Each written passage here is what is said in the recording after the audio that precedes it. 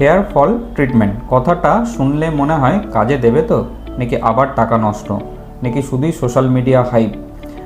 আমি doctor Anupam Roy, consultant dermatologist. চলুন সহজ ভাষায় বুঝিয়ে বলি। তাহলে জেনে নিতে হবে কাদের জন্য এই ট্রিটমেন্ট আর এর অ্যাকচুয়াল প্রসিডিওর কী।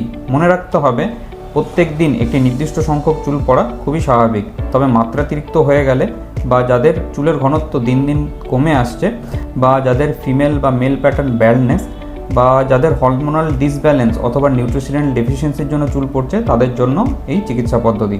এটি একটি medical diagnosis based treatment process, যেখানে প্রথমে পেশেন্টের চুল এবং স্ক্যাল্প অ্যানালিসিস করা হয় এবং প্রয়োজনে কিছু রক্ত পরীক্ষার সাজেশন দেওয়া হয়। এই দুটোর বেসিসে কিছু মেডিকেশনস এবং লাইফস্টাইল মডিফিকেশনের অ্যাডভাইস করা হয়ে থাকে। এবার আসা যাক ট্রিটমেন্ট পার্টে। ফার্স্ট হচ্ছে প্রিভেন্টিভ মেজার। অনলাইন থেকে দেখে কোনো রকম হেয়ার অয়েল বা সিরাম এগুলো চুলে ব্যবহার থেকে বিরত থাকতে হবে। হেয়ার ট্রিটমেন্টের নামে অপ্রয়োজনীয় রাসায়নিক দ্রব্য এবং হিট থেরাপি এগুলো না করাই বাঞ্ছনীয়।